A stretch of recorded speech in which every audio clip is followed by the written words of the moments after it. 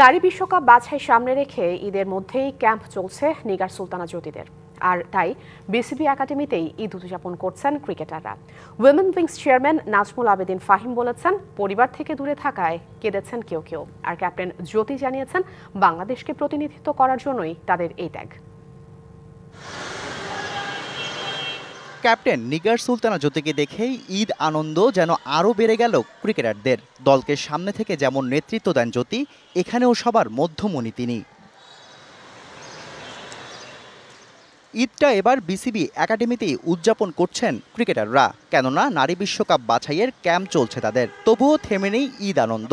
যার যার মতো ছবি তুলেছেন, আলিঙ্গন করে ভাগাভাগি করেছেন ঈদের খুশি। এত আনন্দের মাঝেও লুকিয়ে আছে বিষাদ, কেননা ঈদ উদযাপনটা পরিবার ছাড়াই করতে হচ্ছে তাদের। Women wing chairman Nazmul Abedin ফাহিমও শুনেছেন তাদের কষ্টের কথা। কেউ কেউ বলেছে কালকে রাতের বেলাও কেঁদেছে, আজকে ভোরেও কেঁদেছে, যখন ওদের বাসায় বাবা মার সাথে কথা হয়েছে।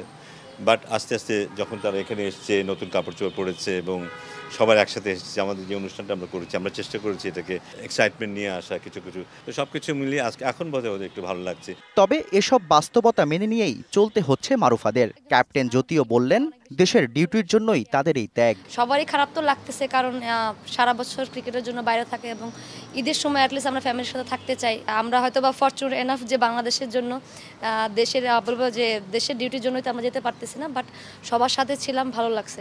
তাদের কষ্ট অনেকটাই কমিয়ে দিয়েছে বিসিবির আয়োজন। ঈদ আনন্দ ভাগাভাগি করতে জ্যোতিদের সাথে ছিলেন নাজমুল আবেদিন ফাহিম সহ কোচিং স্টাফরা। দেয়া হয়েছে ঈদ উপহারও। আমাদের আশা ছিল না যে এইরকম কিছু একটা আয়োজন হবে, তো কয়েকদিন ধরে শুনতেছি যে আজকে আমাদের একটা কিছু হওয়ার কথা ছিল। তো আমাদের যেহেতু 12টায় টাইম দিচ্ছে, আমরা আসছি, ভেতরে আয়োজন করা হয়েছে, এমনকি আমরা গিফটও পেয়েছি সবাই স্যারদের কাছ থেকে, সালামি পেয়েছি। তো এই জিনিসটা আসলে আমাদের অনেক বেশি অনুপ্রাণিত করেছে। আগামী 2 এপ্রিল শেষ হবে ক্রিকেটারদের এই ক্যাম্প। পরদিনই উড়াল দেবে পাকিস্তানের উদ্দেশ্যে।